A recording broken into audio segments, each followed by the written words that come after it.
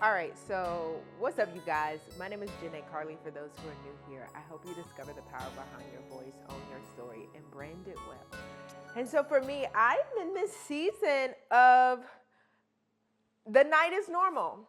This is one of the books I am reading at the moment by Alicia Britko. And this book is kicking my butt in the best way. It says that the night is not your enemy. Though faith shines in full sun, it grows in the depths of the dark. And I'm reading it with a friend, and there is a part in here once we start to get into the second section under thirsty thoughts and bodybuilding, where it says in drought plants need water, in spiritual pain our thirsty minds need to soak in the word of God. It says when Jesus returned to the three, he found them sleeping. Matthew explains that their eyes were heavy, Matthew 26:43, and Luke adds that they were exhausted from sorrow, Luke 22:45. In other words, the disciples were disillusioned. Jesus' timing, words, and ways made no sense to them at all. Their emotions had been on a roller coaster as Jesus raised people from the dead, but marched steadfastly to his own demise. Wearied by worry and fatigued by fear, that they did what I do when disillusioned. They slept. Jesus woke them up only once and gave them wise counsel for disillusioning days. Watch and pray so that you will not fall into temptation. The spirit is willing, but the body is weak. Matthew 26:41. In his gospel, John would later describe Jesus as follows. In the beginning was the Word, and the Word was with God, and the Word was God. He was with God in the beginning. The Word became flesh and made his dwelling among us. So that's John 1:1-2, and then also a part of 14. There in the Garden of Gethsemane, Peter, James, and John were asked to watch and pray with the Word that had become flesh. They were asked to watch and pray with the Word that had become flesh.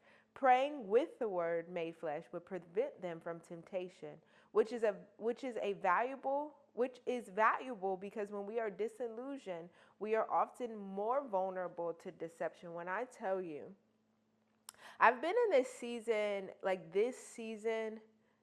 so I surrendered to God in 2017. I wanted to know more of God in 2017. Like, he was disrupting my plans, my whole course of my college career.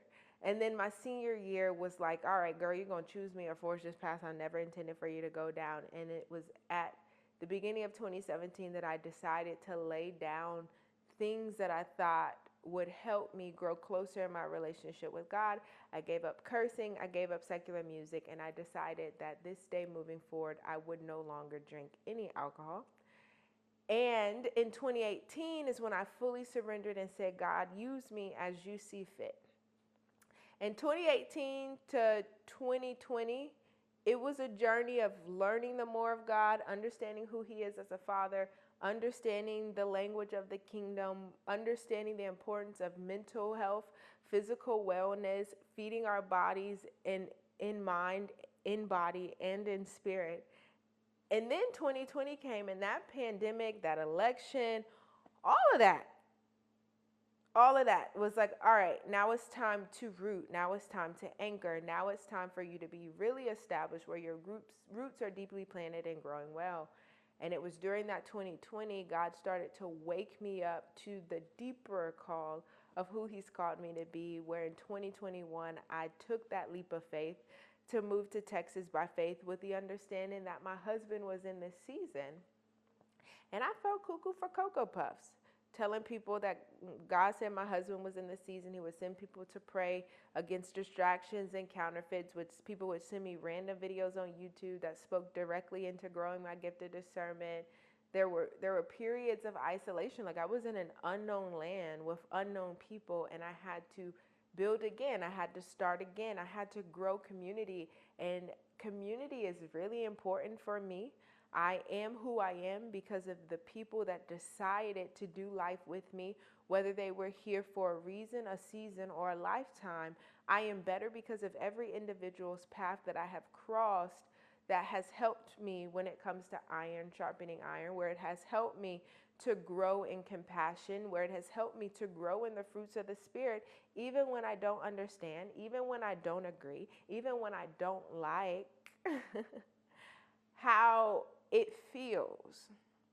And then moved July 21st, 2021, met my husband on a Christian dating app December 21 of 2021. He moved to Texas by faith March 16th, 2022. And we just got married September 23rd of 2023. And I thank God for his intentionality. It's been a sober decision, and stay tuned. We're going to share that story, and I'll have him sit with me, and we'll kind of just talk about it and allow the Lord to get the glory out of that process where I was instructed to walk in privacy. But you mean you surrendered to the call fully in 2018, then you start to walk it out. Your flesh is put under subjection where you're learning to surrender and submit, and revealing that God is revealing the parts of your heart that is straight up disgusting.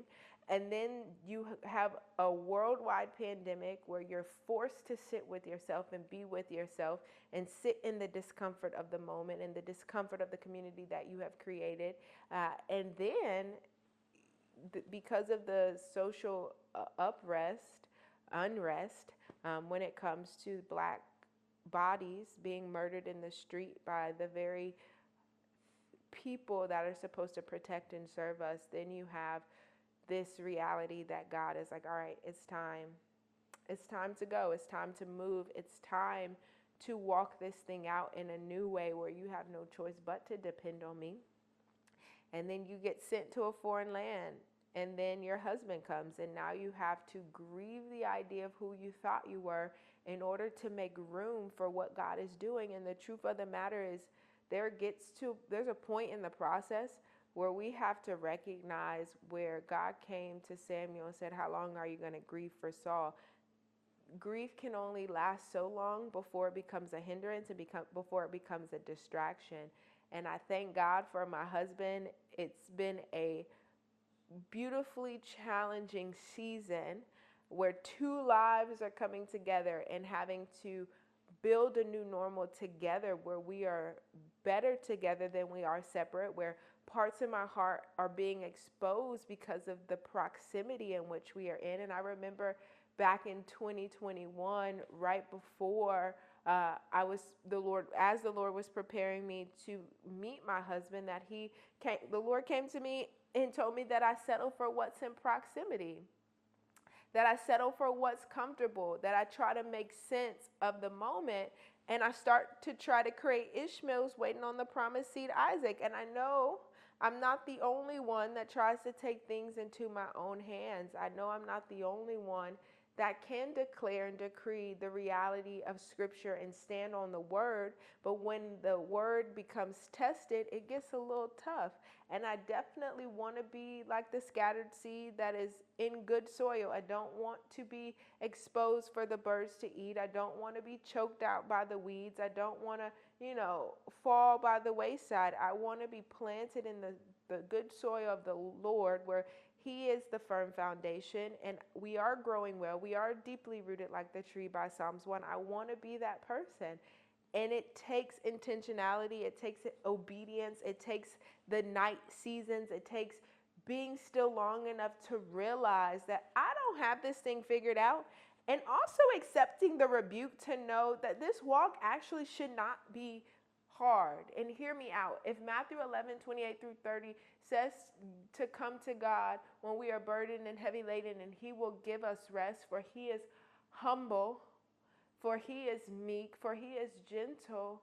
He's given us the blueprint because his yoke is easy and His burden is light. Like, the Lord is showing us that it's actually not hard when we're dependent on Him. But because this sin nature, as Paul talks about, my body does the things that I know it should not do, that my mind knows it should not do. Our bodies have memorized this sequence of pain and trauma and self-sabotage and rejection. Our bodies have rehearsed the lies that have gone unchecked, and then we start to do and think of things that we are supposed to be taking captive of. But I thank God that He is a God of the steadfastness, that He is faithful to complete what He started, that there is an expected end, that He will not leave nor forsaken us, and that He has factored in every decision that we are to make, because all things work together for the goodness of those that love Him and are called according to His purpose. So even in the immaturity of a decision, in the unchecked moments of our bodies, our flesh doing the very thing we know it should not do, there is still safety, there is still provision, there is still hope, because God will get the glory out of these moments of vulnerability where we say, God, I just don't got it. I'm only here sitting before you today talking about these things because of the power of the Lord that is greater in me than he that is in this world. I can only show up because of God. I can only show up because of the Lord, and because the Lord is intentional to surround me with wise counsel, because the Lord is intentional to surround me with people who will pray me through these valley seasons. I have literally been in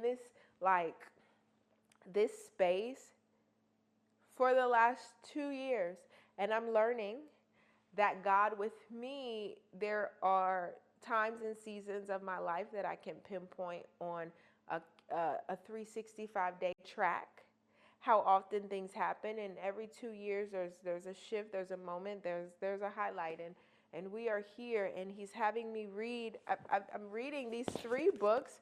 So we have The Night is Normal, we have Raised to Stay by Natalie Runyon, and we have The Garden Within by Dr. Anita Phillips. I just finished this book, and this book was extremely insightful when it comes to how our hearts are actually the center of it all, and how emotions highlight what is going on in our bodies, and our bodies hold the pressure and the weight of our emotions. And if they go unchecked, it starts to sprout, that our brain is actually the fruit of what's happening in our hearts. We love to say take all these thoughts captive, but those thoughts captive that come in our brain have to start from somewhere, and it's where are we processing the junk, the trauma, the grief, the experiences. And so I recommend this book. This book was very insightful. It's insightful, especially when it came to how to process my fears. What does fear look like? The emotion of fear versus the spirit of fear. How to process anger. It says anger is distinct from sadness and fear in that it is at times the secondary impact of a situation. So for me, when anger is something that is the fruit of what I struggle with on a consistent basis, and it stems from not feeling heard. It stems from not feeling like I'm in control. There's some rejection and fear and disappointment all sprinkled within. But this book right here, do yourself a favor and go get this book. And I thank God for therapy. I thank God for therapists. I thank God that science and the Bible are colliding, and that we have bold believers who are not afraid to speak the truth of the Lord based on scripture and based on what the Bible says. And then I'm reading this book, Raised to Stay, and it says, at honest exploration of disappointment with the church, Raised to Stay is for anyone weary of God's people, but longing to keep their faith in God. As Natalie Runyon, pastor's kid turned pastor, reminds us, when we say yes to God, we don't say yes to church politics or burnout. We say yes to Jesus. We say yes to hope. We say yes to much that we can still embrace.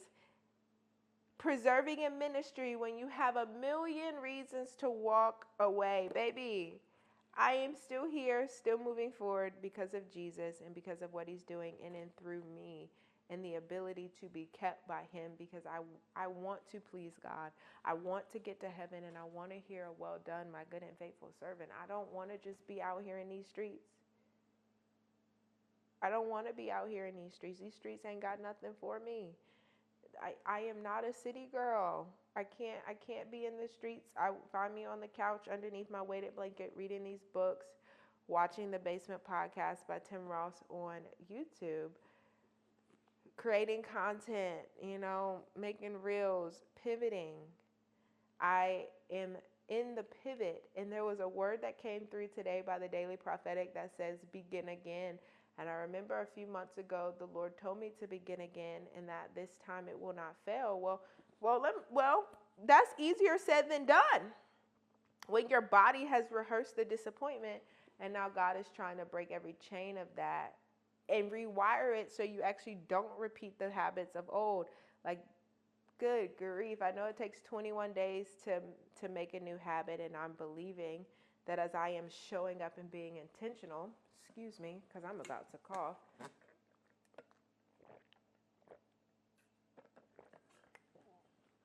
That I'm showing up and being intentional about my healing, about being present with God, about going through, just walking this season out by faith, that in the end, my body will let go of the trauma, will let go of the junk, and we'll be good. We'll be able to relax. And y'all, again, this book for me. Like, all of these books are helping me. This book is like the one that caught me by surprise. It caught me by surprise, I must say. Excuse me. It's like just sitting in my throat.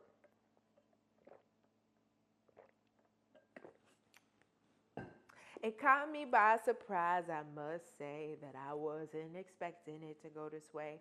I picked it up to read with a friend and turned around and hit me in the end. When disillusioned with God, protect good sleep, eat nutritious food, move your body, and travel if possible, and be honest with Him. Be as honest with Him as you can. On the backside of an epic high point in his ministry, Elijah slid into one of the lowest points of his life, which is not an uncommon occurrence among leaders. The prophet was about as disillusioned as a soul can get. Elijah was afraid and ran for his life. When he came to Beersheba in Judah, he left his servant there, while he himself went a day's journey into the desert. He came to a broom tree, sat under it, and prayed that he might die. I have had enough, Lord, he said. Take my life. I'm no better than my ancestors. 1 Kings 19:3-4. The rest of the story reads like the notes of an infinitely patient nurse. God did not tell his son to snap out of it or get over it or stop feeling sorry for himself. Instead, God cared for him and let him sleep. Verse 5.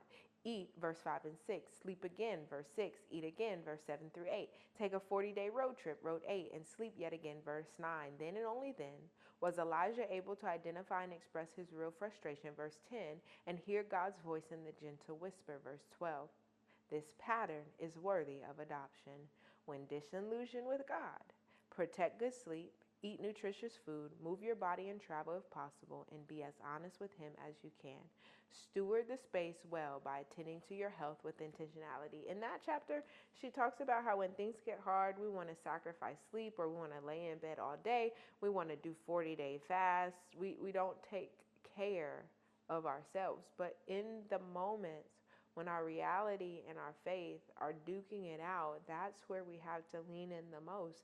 That's where we have to read the word over ourselves. And I thank God for my husband. Because some plant, some water, but it's God who brings the increase. And in seasons or in moments where the Lord used me to speak life, that boy today spoke life over me. Okay? And I'm sitting here like the spirit of heaviness, it just comes upon me at times. And I thank God for my husband. He was able to identify it, and he was able to say, girl, you're either going to trust God or you're not. And I'm choosing to trust God. I'm choosing to trust God. I'm choosing to trust God. And I just have to keep saying it until my body feels safe. I'm choosing to trust God.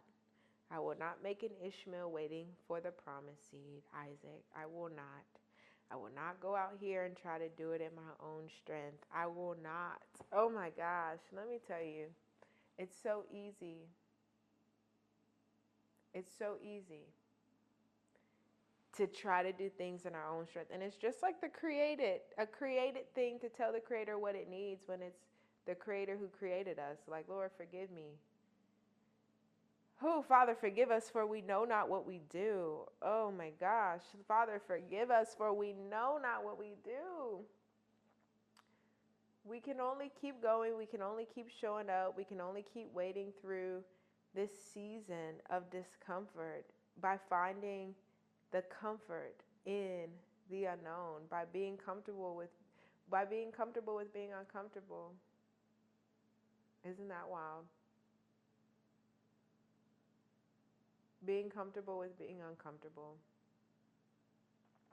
God's got us, okay? So this is me showing you that you are not by yourself. We are in this together. I'm challenging you to look back over the patterns and cycles and seasons in your life to pinpoint what it is that happens on an annual basis in your life, to see if there's any spirits of heaviness or just a heaviness that comes on you, to seeing where in your body do you feel the tension and the pain at the moment, to consider therapy, because therapy is helping me. And get this book, The Garden Within, because it really helps you. If you can't get a therapist right now, this book will help you navigate that space, okay? You're not alone. We're not alone. God is with us. He will never leave nor forsaken us. And even in the night seasons, it's where we grow the most. It's here we can meet God. It's here. It's here. We can meet the Lord. I'm excited to get started on the next section. Me and my friend met up this past Friday to go over the last section of the book that we read. And so now I'm ready for section 3. And one of the notes I put from our conversation is it doesn't have to be grand, just obedient. In other words, we take our pain and turn towards God. We take our pain and press into his heart. We take our pain and plod on. The night will not last forever, but the faith you place in him in this moment will echo into the future, making the way for generations to come.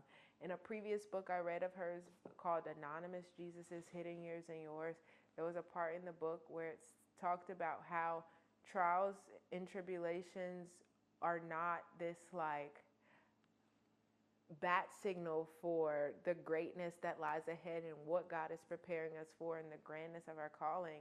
It's more about what we've done up into this point of our heart being revealed in the moment of contention. And I'm realizing that hardship is not about what God's preparing me for. It's about what have I done up until this point to be able to walk through this hardship. But then it also shows me where I still need God. And we will always need God. Like, this goal is not to be perfect, it's to be perfected. We're to count it all joy when we face these trials of various kinds, because it creates in us a character that would be perfect and complete and lacking nothing. It creates an endurance within us. And it's not about the grandness of the calling or the amazing prophetic words or going to the nations. It's about who are we in the moment, in the present. Can we be present and content here? Can we focus on today, because tomorrow has enough troubles of its own? Can we count the cost and count the days so that we can make the best of what God has given us? That's all I got. That's all I got for you. Until next time, go ahead and hit the subscribe button and holla at your girl. Put anything in the comments that you want to talk about. I am on Instagram more than I am on TikTok these days. I just use TikTok to create the content and then I repurpose it because that's easier. Working smarter, not harder. But let's be friends. Let's talk about it. If you ever, have any questions or anything stands out, I would love to go further into the dialogue with you and just see what God is doing in the midst of it, because we are better together than we are separate. Holla!